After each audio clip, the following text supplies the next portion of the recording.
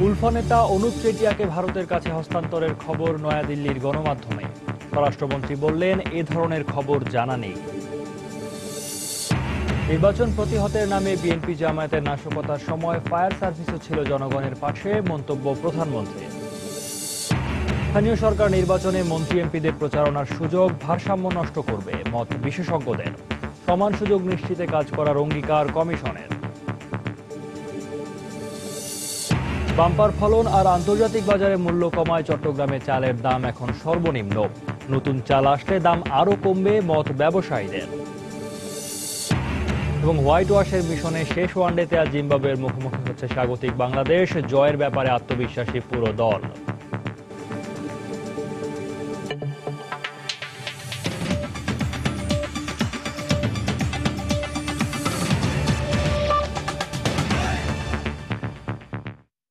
সময় সংবাদের সঙ্গে আছি সৌমিত্র শুভ্র। উলফা নেতা অনুপ চেটিয়াকে ভারতের কাছে হস্তান্তরের খবর কার্যত অস্বীকারই করলেন স্বরাষ্ট্রমন্ত্রী আসাদুজ্জামান খান কামাল। তিনি সময় সংবাদকে বলেন, এ ধরনের কোনো খবর তার জানা নেই। রাজধানীর মিরপুর 10 নম্বরে ফায়ার সার্ভিস ও সিভিল ডিফেন্স ট্রেনিং কমপ্লেক্সে ফায়ার সার্ভিস সপ্তাহ 2015-এর উদ্বোধন অনুষ্ঠান শেষে তিনি এ বিষয়ে কথা বলেন। চেটিয়াকে কি কালকে ইন্ডিয়াতে পাঠানো হয়েছে? এরকম কোনো খবর নেই। হ্যাঁ, এরকম কোনো খবর নেই। আচ্ছা, আপনার কাছে নাই? ভারতীয় গণমাধ্যমে এই কথা বলছে স্যার। হতে পারে। এর আগে সকালে ভারতের রাষ্ট্রীয় বার্তা সংস্থা পিটিআই সহ এনডিটিভি জানায়, উলফা নেতা অনুপ চেটিয়াকে ভারত সরকারের কাছে হস্তান্তর করেছে বাংলাদেশ। গেল জুন মাসে প্রধানমন্ত্রী নরেন্দ্র মোদীর বাংলাদেশ সফরের সময় অনুপ চেটিয়াকে নয়াদিল্লির কাছে হস্তান্তর করার বিষয়টি অন্যতম আলোচ্যসূচিতে ছিল।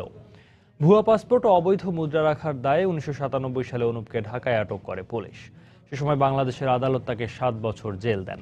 পরবর্তীতে তার সাজার মেয়াদ কমিয়ে আনা হলেও এরপর থেকে অনুপ চেটিয়া কাশিমপুর কারাগারে বন্দী ছিলেন। অনুপ চেটিয়া 2005, 2008 এবং 2011 সালে বাংলাদেশের রাজনৈতিক আশ্রয় প্রার্থনা করেন। পরে অনুপ চেটিয়ার সাজার মেয়াদ শেষ হলে 2003 সালে রাজনৈতিক আশ্রয় প্রার্থনার বিষয়টি সুরাহা না হওয়া পর্যন্ত অনুপকে নিরাপত্তা হেফাজতে রাখার জন্য হাইকোর্ট আদেশ দেন। খুন, অপহরণ এবং চাঁদাবাজির জন্য ভারতের পলাতক সন্ত্রাসীদের তালিকায় আছেন অনুপ চেটিয়া। প্রধানমন্ত্রী শেখ হাসিনা বলেছেন, নির্বাচন প্রতিহতের নামে বিএনপি জামায়াতের নাশকতার সময় জনগণের পাশে ছিল ফায়ার সার্ভিস। রাজধানীর মিরপুর 10 নম্বরে ফায়ার সার্ভিস ও সিভিল ডিফেন্স ট্রেনিং কমপ্লেক্সে ফায়ার সার্ভিস সপ্তাহ 2015-এর উদ্বোধন শেষে আয়োজিত অনুষ্ঠানে প্রধান অতিথির বক্তব্যে তিনি কথা বলেন।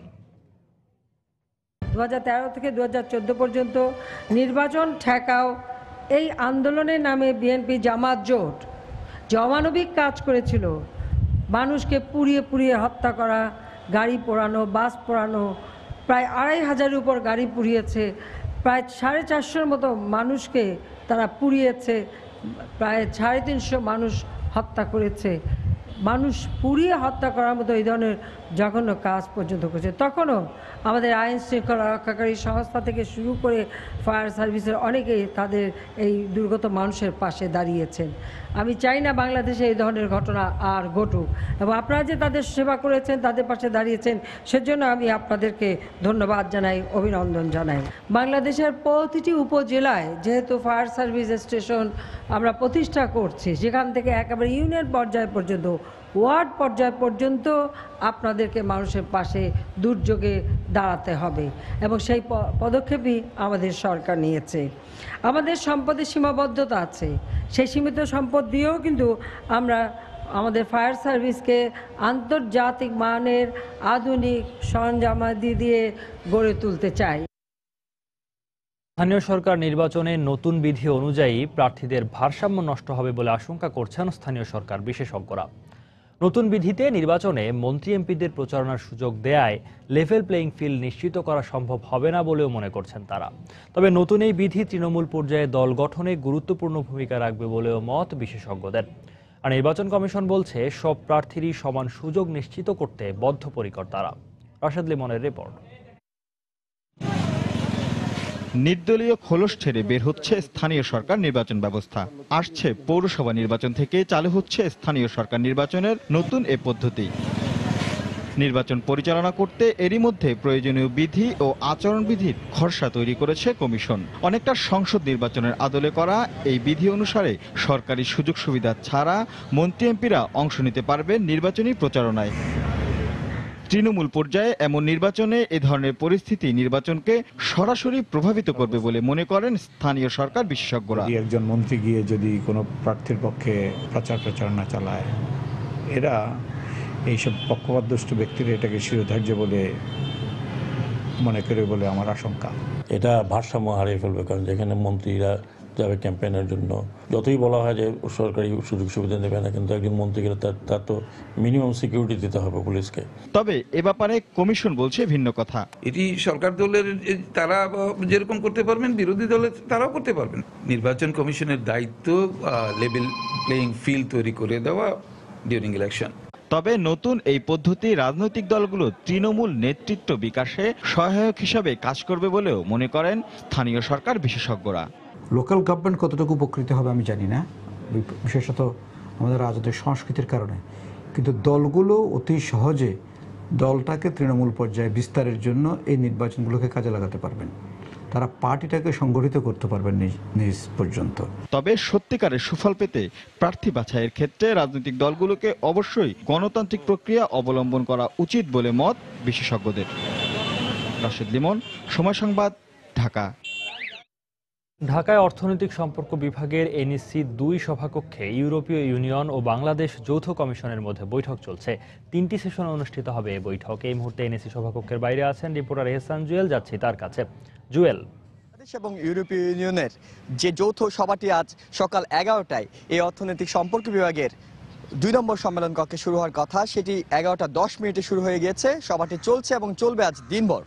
বাংলাদেশের পক্ষ থেকে অর্থনৈতিক সম্পর্ক বিভাগের সিনিয়র সচিব মোহাম্মদ মেজবাউদ্দিন এই সভায় সভাপতিত্ব করছেন, আর ইউরোপীয় ইউনিয়নের পক্ষ থেকে সভাপতিত্ব করছেন এই জোটের এশীয় প্যাসিফিক অঞ্চলের ভারপ্রাপ্ত ব্যবস্থাপনা পরিচালক ইউগো অস্টটো। মূলত 3টি সেশনে এই আজকে সবাই আলোচনা হবে। এর মধ্যে প্রথম সেশনে বাংলাদেশের গণতন্ত্র, সুশাসন, মানবাধিকার এবং অভিবাসন নিয়ে কথা হবে, আলোচনা হবে। সেই আলোচনায় বাংলাদেশের আইন মন্ত্রণালয়ের একজন যুগ্ম সচিব, তার সভাপতিত্বে এটি আলোচনাটি হবে। এরপরে দ্বিতীয় যে সেশনটি রয়েছে, যেটিতে অর্থনৈতিক এবং বাণিজ্য সহযোগিতার বিষয়ে আলোচনা হবে, সেটিতে বাণিজ্য মন্ত্রণালয়ের একজন অতিরিক্ত সচিব সভাপতিত্ব করবেন। এছাড়া তৃতীয় যে এজেন্ডাটি রয়েছে, যেটি হলো উন্নয়ন সহযোগিতা বিষয়ে আলোচনা হবে, সেখানে অর্থনৈতিক সম্পর্ক বিভাগের JED পর্যায়ের একজন কর্মকর্তা সভাপতিত্ব করবেন। আর আমরা যদি ইউরোপীয় ইউনিয়নের দিক থেকে বলি, তাহলে আমরা এর মধ্যে দেখেছি আজকে সবাই যোগ দিতে ইউরোপীয় ইউনিয়নের রাষ্ট্রদূত পিয়েরো মায়াদু, যুক্তরাজ্যের রাষ্ট্রদূত রবার্ট গিবসন থেকে শুরু করে ইটালি, স্পেন থেকে শুরু করে বিভিন্ন দেশের রাষ্ট্রদূতরা অংশ নিয়েছেন। এছাড়া ইউরোপীয় ইউনিয়নের 17 জন কর্মকর্তা আজকে সবাই অংশ নিয়েছেন। আর বাংলাদেশের অর্থ মন্ত্রণালয়, বাণিজ্য মন্ত্রণালয়, শিক্ষা মন্ত্রণালয়, পররাষ্ট্র মন্ত্রণালয়, কৃষি মন্ত্রণালয় থেকে আইন মন্ত্রণালয় থেকে শুরু করে বিভিন্ন মন্ত্রণালয়ের মূলত 80 জন কর্মকর্তা আজকে সবাই অংশ নিচ্ছেন। মূলত 2 বছর পরপরই বাংলাদেশ এবং ইউরোপীয় ইউনিয়নের মধ্যে এই ধরনের একটি যৌথ কমিশনের সভা হয়, যার সবশেষ সভাটি হয়েছিল 2012 সালে ব্রাসেলসে। তার এই ধারাবাহিকতায় 7ম এই যৌথ কমিশনের সভাটি আজ এখানে অনুষ্ঠিত হচ্ছে এবং দিনভর সেই সভাটি চলবে। এবং বিকেল 4টায়, আজ সভা শেষে বিকেল 4টায় মূলত একটি সংবাদ সম্মেলনের মাধ্যমে জানানো হবে কি ধরনের আলোচনা হয়েছে আজকে সবাই, কি ধরনের দাবি বাংলাদেশের পক্ষ থেকে, কি ধরনের সহযোগিতা চাওয়া হয়েছে, কিংবা ইউরোপীয় ইউনিয়নের পক্ষ থেকে কি বলা হয়েছে, সেগুলো আনুষ্ঠানিকভাবে দুদেশের প্রতিনিধিরাই সংবাদ সম্মেলনের মাধ্যমে জানিয়ে দেবেন। আর আমরা যতটুকু আজকের আলোচনা সূত্রে জানতে পেরেছি, সেখানে আমরা জানতে পেরেছি যে বাংলাদেশ, ভারত এবং মিয়ানমারের সঙ্গে সমুদ্র সীমা নিষ্পত্তির পর যে 1,20,000 বর্গ কিলোমিটার সমুদ্র সীমা অর্জন করেছে, এই বিশাল এলাকায় সম্পদ আহরণের জন্য ইউরোপীয় ইউনিয়নের কাছে কারিগরি অর্থনৈতিক সহযোগিতা চাওয়া হবে। এছাড়া আপনি জানেন যে বাংলাদেশে হিমায়িত খাদ্য, পোশাক শিল্প সহ বিভিন্ন রপ্তানি আমরা ইউরোপের যে 28টি দেশের যে জোট ইউরোপীয় ইউনিয়ন, সেই সব ভুক্ত দেশগুলোতে রপ্তানি করে থাকি, সেসব ক্ষেত্রে বাংলাদেশের পক্ষ থেকে কিছু সহযোগিতা চাওয়া হবে। একইভাবে ইউরোপীয় ইউনিয়নের পক্ষ থেকে আমরা যতদূর জানতে পেরেছি, তারা বাংলাদেশে তৈরি পোশাক শিল্পের শ্রম আইন এবং ট্রেড ইউনিয়ন থেকে শুরু করে তাদের যেসব বিষয় তো কয়েক বছর ধরে আসলে তারা কথা বলছে, সেসব বিষয় নিয়ে তারা তাদের কিংবা তাদের আলোচনার যে বিষয়গুলো রয়েছে সেগুলো উপস্থাপন করবেন। আরেকটু জানিয়ে রাখি, সেটি হলো যেহেতু বাংলাদেশের সাম্প্রতিক পরিস্থিতিতে ব্লগার হত্যা কিংবা 2 বিদেশি হত্যার বিষয়টি নিয়ে ইউরোপীয় ইউনিয়ন কয়েকবারই উদ্বেগ জানিয়েছে, সেই বিষয়টি নিয়েও আলোচনা হওয়ার কথা রয়েছে বলে আমরা বৈঠক সূত্রে জানতে পেরেছি। তবে বৈঠকটি যেহেতু একেবারেই আভ্যন্তরীণ একটি বৈঠক এবং সেখানকার আমাদেরকে এখন পর্যন্ত বৈঠকের ছবি নিতে দেওয়া হয়নি, সেক্ষেত্রে তারা আসলে বলছেন যে আনুষ্ঠানিকভাবেই তারা যখন বৈঠকটি শেষ হবে বিকেল 4টায় তারা তখন আমাদের জানাবেন যে কি কি বিষয় নিয়ে দুপক্ষের মধ্যে আলোচনা হয়েছে। আপনাকে একটু যদি জানিয়ে রাখি যে যেহেতু বাংলাদেশের বেশিরভাগ মন্ত্রণালয়ের কর্মকর্তারা এই বৈঠকে অংশ নিচ্ছেন, তারা কিন্তু বাংলাদেশের যেসব চাওয়াগুলো রয়েছে ইউরোপীয় ইউনিয়নের কাছে দীর্ঘদিন ধরে আমরা দাবি জানিয়ে আসছি, সেই বিষয়গুলো নিয়ে আজকের বৈঠকে তাদের দাবিগুলো উপস্থাপন করবেন।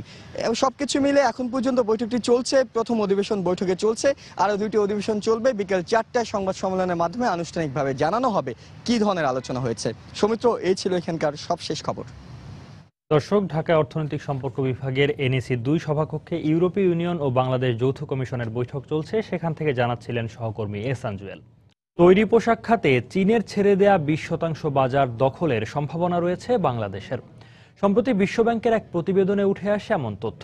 তবে এই বাজার ধরতে অবকাঠামো উন্নয়ন সহ জ্বালানি সুবিধা নিশ্চিত করা দরকার বলে মনে করে তৈরি পোশাক শিল্প মালিকদের সংগঠন BGMEA। এদিকে নতুন করে বিনিয়োগের ক্ষেত্রে সতর্কতার সাথে সবকিছু করার পরামর্শ অর্থনীতিবিদদের। বিস্তারিত কামরুল হাসান সবুজের রিপোর্টে। বর্তমানে দেশে 10 কোটি 33 লাখ কর্মোপযোগী মানুষের মধ্যে চাকরি করেন অর্ধেক। এর সাথে আগামী 1 দশকে প্রতি বছর গড়ে 20 লাখ কর্মক্ষম মানুষ প্রবেশ করবে চাকরির বাজারে। সম্প্রতি এমন তথ্য তুলে ধরে কর্মসংস্থানকে বাংলাদেশের প্রধান চ্যালেঞ্জ হিসেবে চিহ্নিত করা হয়েছে towards new sources of competitiveness in Bangladesh শীর্ষক বিশ্বব্যাংকের প্রতিবেদনে। কর্মসংস্থানের এই চ্যালেঞ্জ মোকাবেলায় ওই প্রতিবেদনে আরও বলা হয়, চীনের বর্তমান পোশাক রপ্তানি বাজারের 1/5 দখলের সুযোগ রয়েছে বাংলাদেশের, যা পেলে নতুন করে কর্মসংস্থান হবে প্রায় 2 কোটি লোকের। এনার্জি যদি আমরা ওইভাবে দিতে পারি এবং ইকোনমিক জোনগুলো যত তাড়াতাড়ি অ্যাক্টিভেট করা যাবে, যত তাড়াতাড়ি এখানে ইন্ডাস্ট্রি করার মতো উপযোগী করা যাবে, তত তাড়াতাড়ি আমরা এই ব্যবসাগুলো ওইখানে শিফট করতে পারবো এবং এই ব্যবসাটা আমরা নিতে পারবো। এদিকে অর্থনৈতিক গতিশীলতা ধরে রাখার স্বার্থে নতুন করে বিনিয়োগের ক্ষেত্রে মান বিবেচনা করে পণ্যের অর্ডার নেওয়ার পরামর্শ অর্থনীতিবিদদের। কতটুকু লো এন্ড প্রোডাক্ট করব, কতটুকু মিডিয়াম এন্ড বা কতটুকু হাই এন্ড প্রোডাক্ট করব, সেইভাবে কৌশল ঠিক করে বিনিয়োগে যাওয়া। যদি চায়না থেকে লো এন্ড প্রোডাক্টটি বেশি মাত্রায় চলে আসে এবং সেটি দিয়েই যদি আমরা আমাদের প্রোডাক্ট বাস্কেটটা ভরে ফেলি, তাহলে আমাদের যে একটি কৌশলগতভাবে আপগ্রেডেশনের যে চিন্তাটি তৈরি পোশাক খাতের, সেটি কিন্তু স্রোত হয়ে যেতে পারে। পাশাপাশি ভোক্তার সুবিধা বিবেচনার সাথে শ্রমিকদের জীবনমান উন্নয়নের বিষয়টিও নজরে রাখার পরামর্শ তাদের। ওয়ার্কারদের বেতনও দিতে পারেন। কামরুল হাসান সবুজ, সময় সংবাদ, ঢাকা। রাজধানীর হোটেল সোনারগাঁওয়ে বঙ্গবন্ধু স্যাটেলাইট উৎক্ষেপণ বিষয়ে ফ্রান্সের থ্যালাস কোম্পানির সাথে BTRCর চুক্তি স্বাক্ষর অনুষ্ঠিত হবে। আমরা সরাসরি যাচ্ছি সেখানে।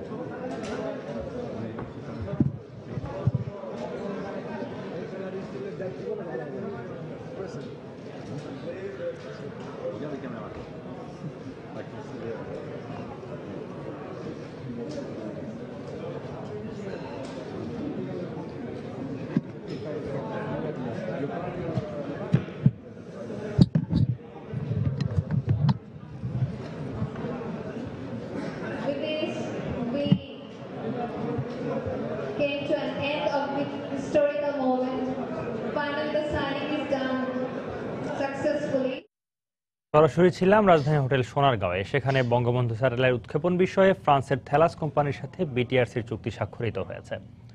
যাচ্ছে অন্যান্য খবরে। রাজধানীতে প্রতিনিয়তই বাড়ছে বাড়ি ভাড়া। এক্ষেত্রে আইনি বিধিনিষেধ থাকলেও তা মানছেন না কেউই। এমনকি মানসম্মত বাড়ি ভাড়া কত হবে তা নির্ধারণেরও নেই কোনো যৌক্তিক প্রক্রিয়া। এক্ষেত্রে বাড়ি ভাড়া নিয়ন্ত্রণ আইন সংশোধন করে তা কার্যকরের তাগিদ সংশ্লিষ্টদের। তাফসির বাবুর রিপোর্ট। 400 বছরের পুরনো এই ঢাকা শহরে বাড়িওয়ালার সংখ্যা কত তার সঠিক কোনো পরিসংখ্যান নেই, তবে ধারণা করা হয় সংখ্যাটি 5 লাখের বেশি হবে না। আর এই 5 লাখ লোকের মালিকানাধীন ভবনগুলোতে ভাড়া থাকেন প্রায় 1 কোটি বাসিন্দা। নানা কারণে এই শহরে বাড়ির মালিক ও ভাড়াটিয়াদের সম্পর্ক খুব একটা স্বস্তিকর নয়। এক্ষেত্রে 1991 সালের বাড়ি ভাড়া নিয়ন্ত্রণ আইনও কার্যকর হয়নি। 1991 সালের আইন অনুযায়ী 2 বছরের আগে বাড়ির মালিক ভাড়া বাড়াতে পারবেন না। ভাড়া কত বাড়বে তা নির্ধারণ করবেন সরকার নিযুক্ত ভাড়া নিয়ন্ত্রক। দিতে হবে বাড়ি ভাড়ার রসিদ, থাকবে চুক্তিপত্র, 1 মাসের বেশি নেওয়া যাবে না অগ্রিম টাকা, থাকবে না কোনো জামানত পদ্ধতি। হঠাৎ করে ভাড়াটিয়াকে উচ্ছেদ করতে পারবেন না বাড়ির মালিক, কিন্তু এসব আইন কাগজেই আছে, বাস্তবে নেই। এখানে আপনার 1000 করে বাড়ে 5.5 আসছে, তো এখন প্রায় 11.5-12 মতো দেই আর কি। কিছু কিছু বাসা আছে 1 বছর পর বাড়ায়, আবার কিছু কিছু বাসা আছে দেখা গেছে 2 বছরও বাড়ায় না। ঢাকা শহরকে 10টি রাজস্ব অঞ্চলে ভাগ করে সিটি কর্পোরেশন ভাড়া নির্ধারণ করে দিলেও তার চেয়ে বেশি ভাড়া আদায় করছেন মালিকরা। সিটি কর্পোরেশনের যে কত স্কয়ার ফিট সে নোটিশও আমার কাছে আসে নাই, জানিও না, বলতেও পারবো না। ভাড়ার বিষয়টা এটা আমরা আসলে প্রচলিত নিয়মে আশেপাশের বাজার দেখে ওইভাবেই আপাতত দিচ্ছি। যদিও সিটি কর্পোরেশন বলছে বাড়ি ভাড়া নিয়ন্ত্রণের দায়িত্ব তাদের নয়। আমাদের যে ধার্যকৃত কর সেটা তো বাড়ি ভাড়ার উপর একটা অ্যাজাম্পশনটা নিয়ে সেভাবে করি, তো সেখানে ডিফারেন্সটা অনেক সময় থাকে, কিন্তু সরাসরি বাড়ি ভাড়ার উপরে যে নিয়ন্ত্রণের যে ব্যবস্থা এটা সিটি কর্পোরেশন হ্যান্ডেল করে নেন। এই অবস্থায় 1991 সালের বাড়ি ভাড়া নিয়ন্ত্রণ আইনে মানসম্মত ভাড়া নির্ধারণের প্রক্রিয়া ঠিক করে দেওয়ার আহ্বান ভাড়াটিয়াদের। এই ভাড়া নিয়ন্ত্রণে আছে একজন রেন্ট কন্ট্রোলার থাকবেন, সেই রেন্ট কন্ট্রোলার গণশুনানি হোক বা শুনানির মাধ্যমে হোক এটা নির্ধারণ করবেন, কিন্তু গভর্নমেন্ট কাউকে রেন্ট কন্ট্রোলার নিয়োগ দেয়নি। আইনটা সংশোধন হয়ে পুরা দিক নির্দেশনা সহ যেন জাতীয় সংসদ থেকে আসে। বাজার মূল্য ও আর্থিক সঙ্গতি বিবেচনায় যৌক্তিক বাড়ি ভাড়া নির্ধারিত হলে বাড়ির মালিকদের সাথে ভাড়াটিয়াদের দ্বন্দ্ব কমে আসবে বলেই মনে করছেন সংশ্লিষ্টরা। তাফসির বাবু, সময় সংবাদ, ঢাকা। অন্যদিকে কর্মজীবী মহিলা হোস্টেলের বর্ধিত সিট ভাড়া প্রত্যাহারের দাবিতে সড়ক অবরোধ করে বিক্ষোভ করেছেন কর্মজীবী নারীরা। মঙ্গলবার রাতে রাজধানীর নীলক্ষেত ও খিলগাঁও এলাকায় রাস্তা অবরোধ করে বিক্ষোভ করেন তারা। এ সময় কর্মজীবী নারীরা দাবি করেন, কোনো ধরনের আগাম নোটিশ ছাড়াই গত মাসে কর্তৃপক্ষ ভাড়া বাড়ানোর একটি নোটিশ টাঙিয়ে দেয়, যা আগের ভাড়ার দ্বিগুণের চেয়েও বেশি। বর্ধিত এই ভাড়া প্রত্যাহারের দাবিতে গত কয়েকদিন ধরেই কর্তৃপক্ষকে জানিয়ে আসছিলেন তারা। শেষ পর্যন্ত কোনো সাড়া না পেয়ে রাস্তায় নামেন কর্মজীবী নারীরা। পরে রাত 3টার দিকে কর্তৃপক্ষের আশ্বাসের ভিত্তিতে হোস্টেলে ফিরে গেলেও দাবি মানা না হলে আন্দোলন চালিয়ে যাবেন বলে ঘোষণা দেন তারা।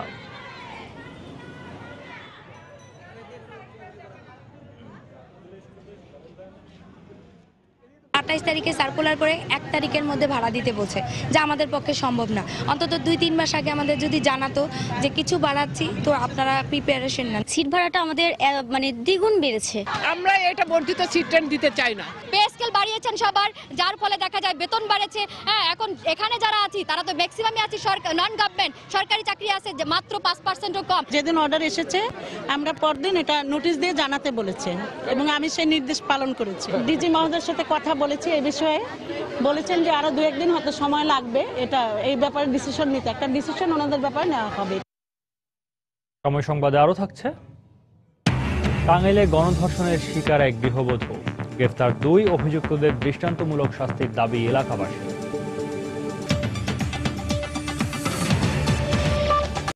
খেলার খবর জানাচ্ছি এবার। 3 ম্যাচ সিরিজের শেষ ওয়ানডেতে আজ মাঠে নামবে বাংলাদেশ ও জিম্বাবুয়ে। দাপটের সঙ্গে সিরিজ নিশ্চিত করার পর এবার হোয়াইট ওয়াশি টাইগারদের লক্ষ্য বলে জানিয়েছেন দলের পেসার মুস্তাফিজুর রহমান। স্বাগতিক ম্যানেজার খালেদ মাহমুদ সুজনও আত্মবিশ্বাসী টাইগারদের জয়ের ব্যাপারে।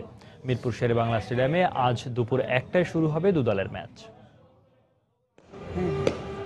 বাংলাদেশের বদলে যাওয়া শুরুটা গেল বছর জিম্বাবুয়ের বিপক্ষে দিয়েই। এরপর ঘরের মাঠে টানা 5টি সিরিজ জিতেছে মাশরাফিরা, যার 2টিতেই পেয়েছে হোয়াইট ওয়াশের স্বাদ। এবার সেটাকে 3-এ নিয়ে যাওয়ার সুযোগ টাইগারদের সামনে। তাই তো শেষ ম্যাচের আগে ঐচ্ছিক অনুশীলনেও হাজির লিটন ইমরুল সহ 8 টাইগার ক্রিকেটার। সিরিজ জয়ের পর ক্রিকেটারদের নির্ভর হবার কথা থাকলেও এদিন অনুশীলনে আসা মুশফিক, ইমরুল, লিখনদের বেশ সিরিয়াস দেখা গেল। আর প্রথম 2 ম্যাচে রান না পাওয়ায় কিছুটা চাপে থাকা লিটনের দিকে একটু বেশি মনোযোগ ছিল কোচ হাথুরু সিংহের। সিরিজ নিশ্চিত হলেও টাইগারদের দল নিয়ে পরীক্ষা নিরীক্ষা করার সম্ভাবনা এমন একটা নেই বলেই তাই ও এনামুলের দলে ফেরার অপেক্ষাটা হচ্ছে আরেকটু দীর্ঘ। তবে প্রত্যয়ী বাংলাদেশের লক্ষ্য আরো একটি হোয়াইট ওয়াশের গল্প রচনা করার। সবসময় চেষ্টা থাকে ভালো করার, এখন যে একটা প্লেয়ার সব দিন উইকেট পাবে না। আমাদের শুরুটা ভালো গেছে, যেন আমরা 3টা যেন জিতে শেষটা ভালো হয় সে চেষ্টা করব। ওয়ানডেতে এখন পর্যন্ত 10 বার প্রতিপক্ষকে ধবলধোলাই করেছে বাংলাদেশ, যার 2টি ছিল জিম্বাবুয়ের বিপক্ষে। আর তৃতীয়টি যে এবার মিরপুরের ক্রিকেট ক্যানভাসে হতে যাচ্ছে তার একটা হুঙ্কার দিলেন ম্যানেজার খালেদ মাহমুদ সুজন। প্রসেসটা যদি ঠিক থাকে, যদি আমরা আমাদের ওই প্রয়োগ মতো খেলতে পারি, কোচ যেরকম ভাবে টিমকে চালানোর চেষ্টা করেন বলেন বা ক্যাপ্টেন যেভাবে প্লেয়ারদের কাছে চায়, সেটা হলে আমি মনে করি না যে আমাদের খুব টাফ হবে ম্যাচটা জিতা। বাট তারপরেও খেলার ক্রিকেট অনিশ্চিত খেলা সবসময় আমরা বলি। আর জিম্বাবুয়ে একদম যে হালকা টিম সেটা না, ওদের বেশ কিছু ম্যাচ ফিনাল আছে, ভালো কিছু প্লেয়ার আছে। বাট তারপরে আমি বিশ্বাস করি যে আমাদের 3-0 জেতা উচিত। একের পর এক হারে দেয়ালে পিঠ থেকে যাওয়া জিম্বাবুয়ে শেষ ওয়ানডের আগে অনুশীলন করেনি। সারাদিন হোটেলেই ছিল এলটন চিগুম্বুরার দল। সাজিদ মুস্তাহিদ, সময় সংবাদ, ঢাকা। টাঙ্গাইলের সখীপুরে এক গৃহবধূকে গণধর্ষণের অভিযোগ পাওয়া গেছে। এ ঘটনায় মামলা দায়েরের পর দুজনকে গ্রেফতার করা হয়েছে বলে জানায় পুলিশ। অপর অভিযুক্তদেরও আইনের আওতায় আনার চেষ্টা চলছে। এদিকে অভিযুক্ত বখাটেদের দৃষ্টান্তমূলক শাস্তির দাবি জানিয়েছেন এলাকাবাসী। কাদির তালুকদারের তথ্য ও রাশেদ খানের ছবি নিয়ে ডেস্ক রিপোর্ট। গত 7 নভেম্বর টাঙ্গাইলের সখীপুর উপজেলার পাহাড় কাঞ্চনপুর যান পাশের গ্রামের এক গৃহবধূ। ওই গৃহবধূর স্বজনদের অভিযোগ, এ সময় তাকে জোর করে সড়কের পাশের একটি নির্জন এলাকায় নিয়ে ধর্ষণ করে স্থানীয় মানিক মিয়ার ছেলে রুবেল ও তার সহযোগীরা। পরে তাকে ফেলে পালিয়ে যায় বখাটেরা। খবর পেয়ে তাকে উদ্ধার করে স্থানীয় হাসপাতালে ভর্তি করে স্থানীয়রা। ওরা দুজনই, তারপর ফোন দিয়ে আর 2টা মোটরসাইকেল এলো 6 জন। আমাকে নিয়ে ধান খেতের ওই দিকে পরে এলো, টাইনা হাতের মধ্যে ধরে পরে নিয়ে গেছি। আমার স্বামী আছে, বাচ্চা একটা মেয়ে আছে, আমার জীবনে জানি কোনো কিছু চলাফেরা না খেয়ে সেই কামও করেছিলাম। গরিব মানুষ, আমার কিচ্ছু নাই। আমি এই মেয়েরা আবার কোন জায়গায় কি করবো, এটা আমার মান সম্মানটার জন্য আমি একটা বিচার চাইতেছি। এই ঘটনায় অভিযুক্ত রুবেল ও তার 5 সহযোগীকে আসামি করে সখীপুর থানায় একটি মামলা করেছে নির্যাতিতার পরিবার। পুলিশ বলছে ঘটনায় জড়িতদের গ্রেফতারে অভিযান চলছে। মামলাটি রুজু হওয়ার সাথে সাথে আমরা তাৎক্ষণিকভাবে ঘটনাস্থল পরিদর্শন করি এবং এজাহার নামীয় 1 ও 2 নম্বর আসামিকে আমরা গ্রেপ্তার করতে সক্ষম হই। অপরদিকে অন্যান্য আসামিদের গ্রেপ্তারের চেষ্টা অব্যাহত আছে। এদিকে শারীরিক পরীক্ষার জন্য নির্যাতিতাকে টাঙ্গাইল মেডিকেল কলেজ হাসপাতালে নেওয়া হয়েছে। আমরা হাই ভ্যাজাইনাল সোয়াব নিশ্চিত হওয়ার জন্য পরীক্ষাগারে পাঠিয়েছি। পরীক্ষার রিপোর্ট পাওয়ার পরে আমরা নিশ্চিতভাবে বলতে পারবো। এই ঘটনায় ক্ষোভ প্রকাশ করে অভিযুক্তদের দৃষ্টান্তমূলক শাস্তির দাবি জানিয়েছেন এলাকাবাসী ও জনপ্রতিনিধিরা। এলাকাবাসী হিসাবে এটার দৃষ্টান্তমূলক এই নরফিস শাস্তি চাই, সূক্ষ্ম বিচার চাই, যেন আরো 10টা ফুলা হয়, শাসন হয়। সময় সংবাদ, টাঙ্গাইল। দেশে ধানের বাম্পার ফলনের পাশাপাশি আন্তর্জাতিক বাজারে দাম কমে যাওয়ায় চট্টগ্রামে চালের দাম এ যাবৎকালের সর্বনিম্ন পর্যায়ে রয়েছে। সাধারণ মানের প্রতি কেজি ইরি চাল পাইকারি পর্যায়ে বিক্রি হচ্ছে 19 থেকে 20 টাকায়। এ অবস্থায় আগামী 15 দিনের মধ্যে নতুন চাল বাজারে আসলে চালের দাম আরও কমবে বলে অভিমত ব্যবসায়ীদের। বিস্তারিত জানাচ্ছেন কমল দে। বিরূপ আবহাওয়া থেকে শুরু করে অস্থির রাজনৈতিক পরিস্থিতি, যে কোনো ঘটনা দুর্ঘটনার সরাসরি প্রভাব পড়ে দেশের চালের বাজারে। বছরের শুরুতে রাজনৈতিক পরিস্থিতি অস্থির থাকায় বেড়ে যায় চালের দাম। এক পর্যায়ে সাধারণ মানের প্রতি কেজি চাল বিক্রি হয় 32 থেকে 35 টাকা দরে। কিন্তু বর্তমানে সবকিছু স্বাভাবিক থাকায় চট্টগ্রামের সর্বনিম্ন পর্যায়ে রয়েছে চালের বাজার। দৈনিকই 8 আনা করে 10 পয়সা 20 পয়সা এরকম, এমন কোনো চালের উপর 8 আনা করে কমতো। দেশের চালের সরবরাহ খুবই ভালো। ইরি হচ্ছে 20 টাকা, আর এর থেকে উন্নত বিত্তি চাল হচ্ছে 28 টাকা, এর থেকে উন্নত আর একটু 30 টাকা। মোকাম থেকে সরবরাহ ভালো আসতেছে, সেই কারণে মোকামের আমাদের চালের রেটটা একদম সর্বনিম্ন পর্যায়ে আছে। সাম্প্রতিক সময়ে দেশে সব ধরনের ধান উৎপাদনে বাম্পার ফলন হয়েছে। এছাড়া গত এক সপ্তাহে আন্তর্জাতিক বাজারে প্রতি টন চালের দাম অন্তত $20 কমেছে। উৎপাদন বেড়েছে ভালোভাবে, সে অনুযায়ী সাপ্লাই বেড়েছে। সাপ্লাই বাড়ার কারণে বাজারে চালের বাজার দর নিম্নমুখী। সে সাথে সরকারের বিভিন্ন প্রকল্পের চালও বাজারে থাকায় দাম কমার ক্ষেত্রে অন্যতম কারণ বলে মনে করছেন এই ব্যবসায়ী নেতা। খাদ্যের বিনিময়ে যে খাদ্যগুলি দেয় এগুলি আবার বাজারে চলে আসে। বাজারে আসার কারণেই এই এফেক্টটা এই কৃষক থেকে শুরু করে সবার উপর পড়ে, যার কারণে চালের বাজার নিম্ন অবস্থায় আছে। মাথাপিছু দিনে 455 গ্রাম হিসেবে বছরে দেশে প্রায় 3 কোটি মেট্রিক টন চালের চাহিদা রয়েছে। এর মধ্যে চট্টগ্রাম বিভাগের চাহিদা 48 থেকে 50 লাখ মেট্রিক টন। কমল দে, সময় সংবাদ, চট্টগ্রাম। রাজধানীর যে সমস্ত বাসাবাড়ির ছাদে এখনও বাণিজ্যিক বিলবোর্ড রয়েছে, 2-1 দিনের মধ্যে সেগুলো সরিয়ে না নিলে বাড়িওয়ালার বিরুদ্ধে মামলা দায়ের করা হবে বলে জানিয়েছে ঢাকা উত্তর সিটি কর্পোরেশন। মঙ্গলবার রাতে রাজধানীর গুলশান এলাকায় অবৈধ বিলবোর্ড অপসারণ কার্যক্রম পরিচালনার সময় একথা বলেন উত্তর সিটির প্রধান বর্জ্য ব্যবস্থাপক ক্যাপ্টেন বিপন কুমার সাহা। গত রাত 11টার দিকে গুলশান 2 নম্বর থেকে অবৈধ বিলবোর্ড অপসারণের কার্যক্রম শুরু করে ঢাকা উত্তর সিটি কর্পোরেশন। প্রায় অর্ধশত বিলবোর্ড অপসারণ করে তারা। এ সময় বিপন কুমার বলেন, আগামী 31 ডিসেম্বরের আগে ঢাকা শহরকে বিলবোর্ড মুক্ত করা হবে।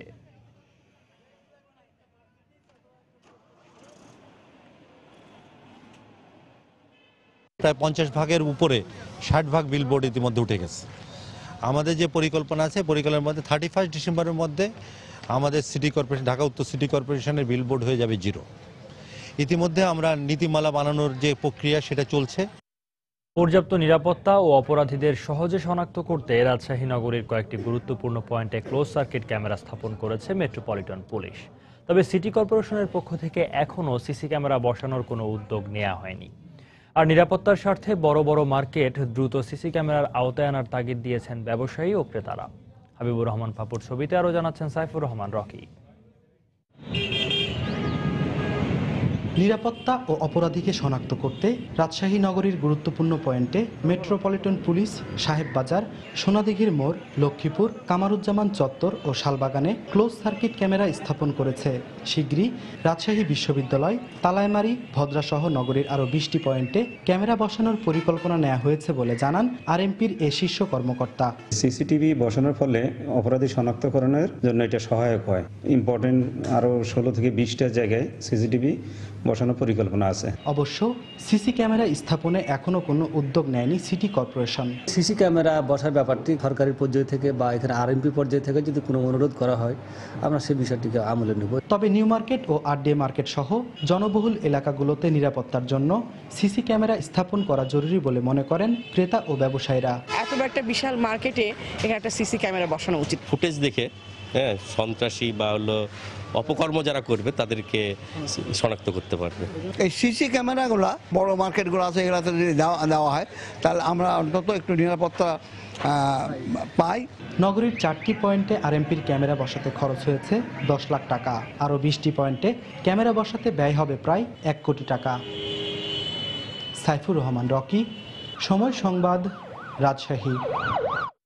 কুমিল্লার শিবনগর সরকারি প্রাথমিক বিদ্যালয়ের মূল ভবনটি ঝুঁকিপূর্ণ হওয়ায় খোলা আকাশের নিচে চলছে পাঠদান। স্কুল কর্তৃপক্ষ বলছে, বিকল্প ব্যবস্থা না থাকায় বাধ্য হয়েই খোলা মাঠে চলছে পাঠদান কার্যক্রম। আর শিক্ষা কার্যক্রম ব্যাহত হওয়ায় শিক্ষার্থীদের উপস্থিতি কমছে। অবশ্য উপজেলা নির্বাহী কর্মকর্তা জানান, ভবন নির্মাণে শিক্ষা প্রকৌশল অধিদপ্তরের কাছে তালিকা পাঠানো হয়েছে। বাহার রায়হানের পাঠানো তথ্য ও ছবি নিয়ে ডেস্ক রিপোর্ট। কুমিল্লার দেবিদ্বার উপজেলার শিবনগর সরকারি প্রাথমিক বিদ্যালয়টিতে একতলা 2টি ভবনে 5টি কক্ষ নিয়ে চলছিল ক্লাস ও লাইব্রেরির কার্যক্রম। এর মধ্যে 3 কক্ষের মূল ভবনটি দীর্ঘদিন ধরে ছিল ঝুঁকিপূর্ণ।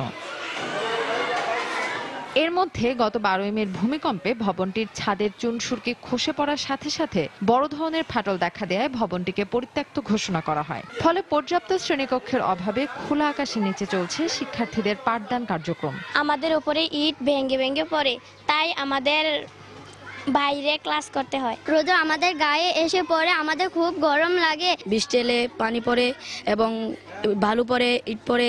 এই অবস্থায় শিক্ষকরা বলছেন, ভবন সংকটে মারাত্মকভাবে ব্যাহত হচ্ছে শিক্ষা কার্যক্রম। দেয়াল এবং ছাদের আস্তর খসে খসে পড়ে, বাচ্চাদের অনেক সময় বাচ্চারাও ব্যথা পায়। খোলা মাঠের নিচে ক্লাস করাতে এখানে শিক্ষার্থীরা শিক্ষার প্রতি তাদের যে আগ্রহ এটা হারিয়ে ফেলে। অবশ্য সমস্যা সমাধানের চেষ্টা চলছে বলে জানালেন উপজেলা নির্বাহী কর্মকর্তা। জরাজীর্ণ স্কুলগুলোর তালিকা আমরা ইতিমধ্যে প্রেরণ করেছি ডিজি অফিসে, এগুলো ভবনের জন্য। প্রাথমিকভাবে 15 থেকে 20টা স্কুলে ডেউটিন দিয়েছি 2 বান্ডেল করে। 1940 সালে প্রতিষ্ঠিত এই বিদ্যালয়টিতে বর্তমানে 4 শতাধিক শিক্ষার্থী পড়াশোনা করছে।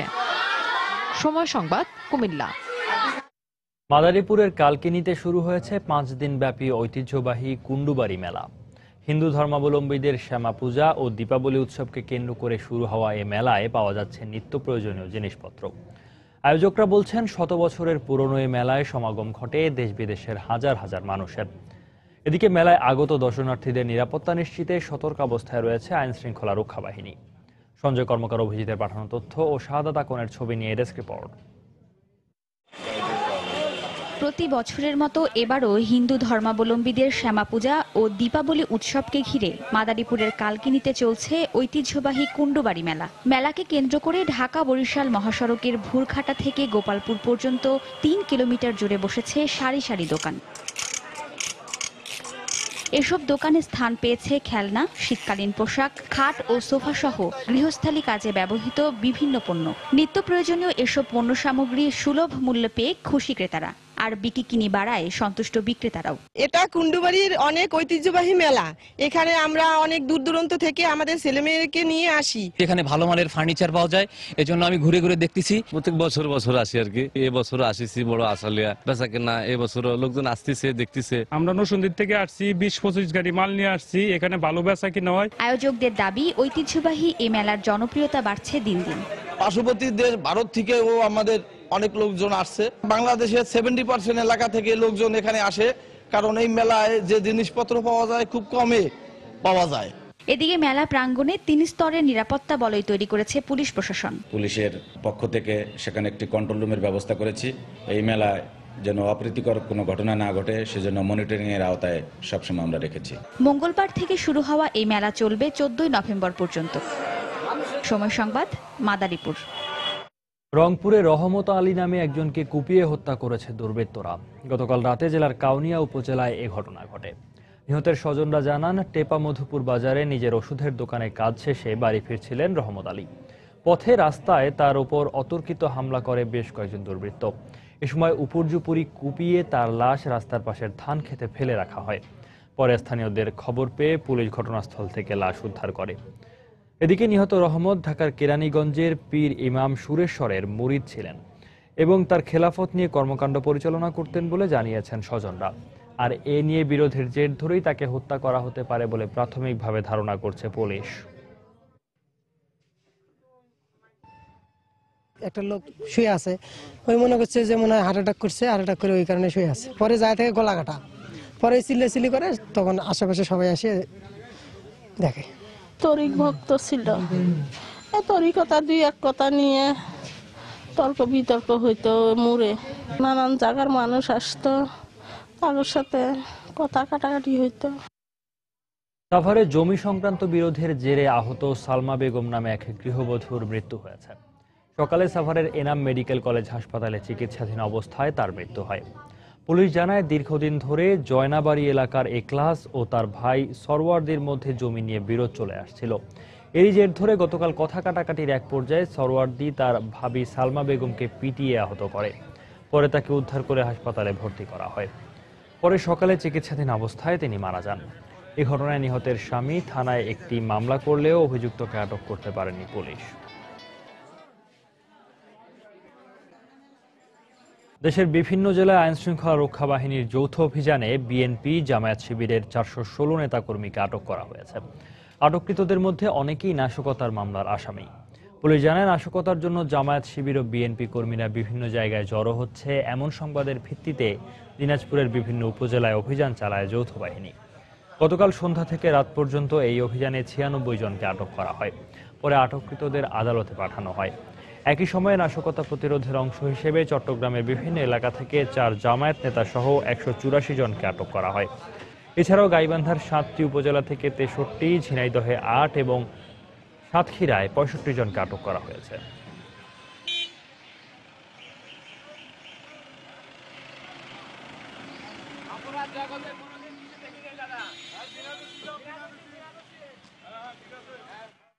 তৃতীয় দিনের মতো শুরু হয়েছে রাজশাহী বিশ্ববিদ্যালয়ের 2015-16 স্নাতক প্রথম বর্ষের ভর্তি পরীক্ষা। এরই মধ্যে শেষ হয়েছে এফ ইউনিটের পরীক্ষা। পরীক্ষাকে কেন্দ্র করে সকাল থেকে বিশ্ববিদ্যালয় ক্যাম্পাসে জড়ো হতে থাকেন পরীক্ষার্থী ও অভিভাবকরা। প্রতিদিনের মতো আজও সকাল 9টা থেকে শুরু হয় পরীক্ষা।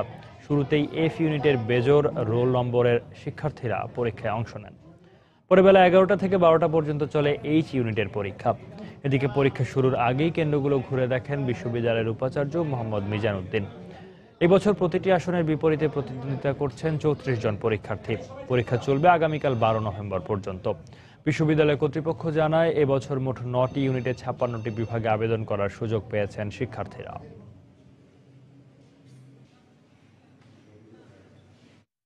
দেশের বাইরের খবর। সাংবিধানিক বাধার কারণে মিয়ানমারের পরবর্তী প্রেসিডেন্ট হতে না পারলেও গুরুত্বপূর্ণ সব সিদ্ধান্ত অং সান সুচি নিজেই নেবেন। সিঙ্গাপুরের চ্যানেল নিউজ এশিয়াকে দেয়া এক সাক্ষাৎকারে একথা জানান এনএলএর শীর্ষ নেতা সুচি।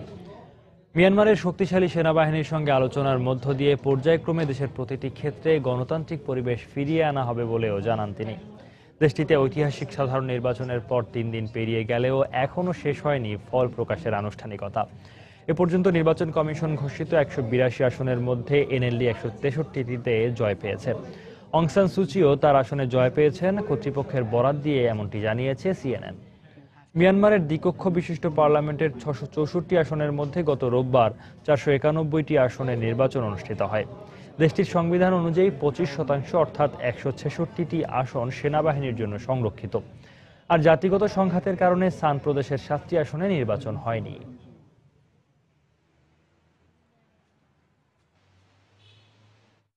পূর্ব জেরুজালেম ও পশ্চিম তীরে আবারও 2 ফিলিস্তিনিকে গুলি করে হত্যা করেছে ইসরায়েলি পুলিশ। এ নিয়ে চলমান সংঘর্ষে নিহতের সংখ্যা দাঁড়িয়েছে কমপক্ষে 80 জনে। ফিলিস্তিনি নিহতের জন্য ইসরায়েলের প্রতি নিন্দা জানিয়ে হত্যাকারীদের বিচারের আওতায় আনতে আন্তর্জাতিক মহলের হস্তক্ষেপ চেয়েছেন সংযুক্ত আরব আমিরাতের পররাষ্ট্রমন্ত্রী আবদুল্লাহ বিন জায়েদ। চলমান সহিংসতার জন্য ফিলিস্তিনি নেতাদের সন্ত্রাসী মনোভাবকে দায়ী করে টেম্পল মাউন্টে ইহুদিদেরও অধিকার রয়েছে বলে দাবি করেন ইসরায়েলি প্রধানমন্ত্রী বিনিয়ামিন নেতানিয়াহু।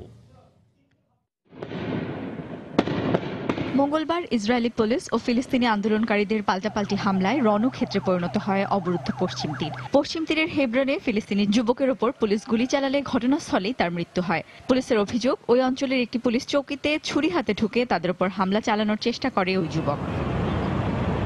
একই দিন পূর্ব জেরুজালেমে আরেকজন ফিলিস্তিনিকে গুলি করে হত্যা করেছে ইসরায়েলি পুলিশ। আবারও অভিযোগ, ছুরি হাতে পুলিশের ওপর হামলা। এই অভিযোগ এনে চলমান সংঘর্ষে এ পর্যন্ত 80 জনকে হত্যা করেছে ইসরায়েলি পুলিশ। এসব হামলার নিন্দা জানিয়েছে ইসরায়েল ফিলিস্তিনের বিভিন্ন মানবাধিকার সংগঠন। সাধারণ ফিলিস্তিনিদের দাবি, পুলিশ মিথ্যা অভিযোগ এনে নির্বিচারে হত্যাকাণ্ড চালাচ্ছে। ইসরায়েল ফিলিস্তিনে চলমান এই সংঘাত সহিংসতা বন্ধে পদক্ষেপ নিতে সৌদি আরবের রিয়াদে এক বৈঠকে বসেন উপসাগরীয় আরব জোটের পররাষ্ট্রমন্ত্রীরা। বৈঠকে সংযুক্ত আরব আমিরাতের পররাষ্ট্রমন্ত্রী আবদুল্লাহ বিন জায়েদ আল নাহিয়ান বলেন, আল আকসা মসজিদ ও পবিত্র নগরী জেরুজালেমের মর্যাদা রক্ষার্থে আরব দেশগুলোর এগিয়ে আসতে হবে। আমাদের ফিলিস্তিনি ভাইদের ইসরায়েলিরা যেভাবে হত্যা করছে তাতে মনে হচ্ছে বিশ্বে কোনো আইন কানুন নেই। আমরা যেখানে একত্রিত হয়েছি কিভাবে এই সহিংসতা বন্ধ করে হত্যাকারীদের বিচারের আওতায় আনতে পারি, এজন্য আন্তর্জাতিক সংস্থাগুলোর পদক্ষেপ নিতে হবে। ইসরায়েল ফিলিস্তিনে বিদ্যমান অচল অবস্থার মধ্যেই মার্কিন ইহুদি সংগঠনগুলোর বার্ষিক সম্মেলনে যোগ দিয়ে ইসরায়েলি প্রধানমন্ত্রী বলেন, ইহুদিদের নিরাপত্তা রক্ষায় কোনো ছাড় দেবেন না তিনি। এদিকে নেতানিয়াহুর যুক্তরাষ্ট্র সফরকে কেন্দ্র করে নিউ ইয়র্কে বিক্ষোভ করছে শত শত মানুষ। ইসরায়েলের নিরাপত্তা ও সামরিক খাতে বরাদ্দ কমাতে মার্কিন প্রশাসনের প্রতি আহ্বান জানান বিক্ষোভকারীরা। ফিলিস্তিনিদের ওপর ইসরায়েলি আগ্রাসনেরও নিন্দা জানান তারা। সঞ্জিদা ইসলাম, সময় সংবাদ। খেলার খবরে ফিরছি আবারও। বিপিএল এর তৃতীয় আসর শুরুর আগে নতুন ঝামেলায় পড়ল বিসিবি। বিপিএল খেলতে 16 ক্রিকেটারকে অনুমতি দেবে না শ্রীলঙ্কান ক্রিকেট বোর্ড।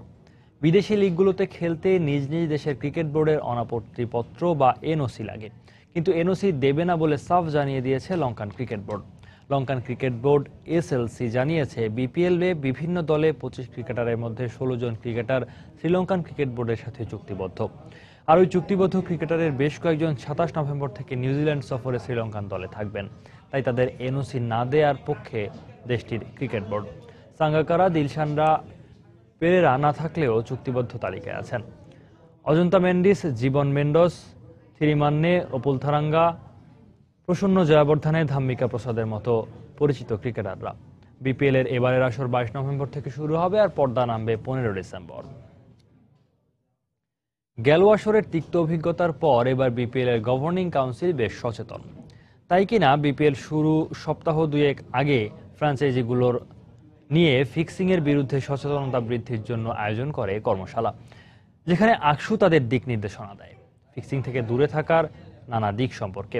কর্মশালা শেষে ফ্র্যাঞ্চাইজিরাও প্রতিশ্রুতি দেয় ফিক্সিং বিষয়ে নিজেদের সচেতন রাখার।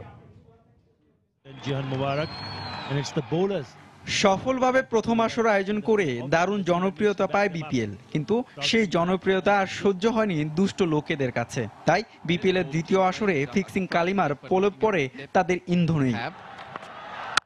ফিক্সিং পাপের গুরুতর অপরাধে জড়িয়ে পড়ে ঢাকা গ্ল্যাডিয়েটর্সের কর্মকর্তা ও খেলোয়াড়রা। ওই ফিক্সিং ধাক্কায় প্রায় 3 বছর বিপিএল এর তৃতীয় আসর আর মাঠে গড়ায়নি। তবে অভিযুক্তদের বিচার প্রক্রিয়া শেষে আবারও মাঠে ফেরার অপেক্ষায় বিপিএল। তাই ফিক্সিং এর কালো বিড়ালের থাবায় যেন বিপিএল আর কলঙ্কিত না হয়, সেই জন্যই ক্রিকেট বোর্ড, আইসিসি ও আকসির তত্ত্বাবধানে এবারের আসরে 6টি ফ্র্যাঞ্চাইজকে সচেতন করতে সম্পূর্ণ করা হলো এই কর্মশালার। ক্রিকেটকে পলিউট করার একটা চেষ্টা বিভিন্ন দিক থেকে হয়ে থাকে সবসময়, তো সেটাকে প্রিভেন্ট করার জন্য শুধুমাত্র যে প্লেয়াররাই এই বিষয়গুলোর সাথে জড়িত তা না, সো এই বিষয়গুলো যাতে ফ্র্যাঞ্চাইজি ওনার্সরাও বিষয়গুলোকে বোঝানোর জন্যই মূলত এই অ্যাওয়ারনেস প্রোগ্রামটার আয়োজন করা হয়েছে। ফিক্সিং সম্পর্কে সচেতন করার সাথে এই কর্মশালায় ফ্র্যাঞ্চাইজিদের নির্দিষ্ট কিছু ব্যাপারে বাধ্যবাধকতা দিয়েছে বিসিবি। সাসপিশিয়াস কোনো কিছু হলে কিভাবে জানাতে হবে, রিপোর্ট করতে হবে, এসব ইনফরমেটিভ ছিল। কারাপশন থেকে কিভাবে আমরা নিজেদেরকে সেভ করে রাখতে হবে, এই ধরনের অনেক ইনস্ট্রাকশন আমাদেরকে দিয়েছেন। আমাদেরকে ব্রিফ করা হলো ডুজ অ্যান্ড ডোন্টস, আমরা কি করতে পারি, কি করতে পারি না। এটা খুবই ভালো একটা সেশন ছিল, কারণ আমাদের অনেকে এটার মধ্যে টোটাল ইনডেপথ নলেজ ছিল না। জানা গেছে সেই ধারাবাহিকতায় কিছুদিনের মধ্যে বিপিএলে অংশ নিতে যাওয়া ক্রিকেটারদের সাথেও ফিক্সিং সচেতনতার কর্মশালার আয়োজন করা হবে। হুমায়ুন কবির রোজ, সময় সংবাদ, ঢাকা। এ পর্যায়ে শীর্ষ সংবাদ জানিয়ে দিচ্ছি আরেকবার। উলফা নেতা অনুপ চেটিয়াকে ভারতের কাছে হস্তান্তরের খবর নয়াদিল্লির গণমাধ্যমে। প্রথমে অস্বীকার করে 1.5 ঘন্টা পর স্বীকার স্বরাষ্ট্রমন্ত্রীর। নির্বাচন প্রতিহতের নামে বিএনপি জামায়াতের নাশকতার সময় ফায়ার সার্ভিসও ছিল জনগণের পাশে, মন্তব্য প্রধানমন্ত্রীর। স্থানীয় সরকার নির্বাচনে মন্ত্রী এমপিদের প্রচারণার সুযোগ ভারসাম্য নষ্ট করবে, মত বিশেষজ্ঞদের। সমান সুযোগ নিশ্চিতে কাজ করার অঙ্গীকার কমিশনের। বাম্পার ফলন আর আন্তর্জাতিক বাজারে মূল্য কমায় চট্টগ্রামে চালের দাম এখন সর্বনিম্ন, নতুন চাল আসলে দাম আরও কমবে, মত ব্যবসায়ীদের। এবং হোয়াইট ওয়াশের মিশনে শেষ ওয়ানডেতে আজ জিম্বাবুয়ের মুখোমুখি হচ্ছে স্বাগতিক বাংলাদেশ। টস জিতে ব্যাট করার সিদ্ধান্ত টাইগারদের। এই ছিল এখনকার মতো। যে কোনো খবর পেতে ভিজিট করুন সময়নিউজ.tv।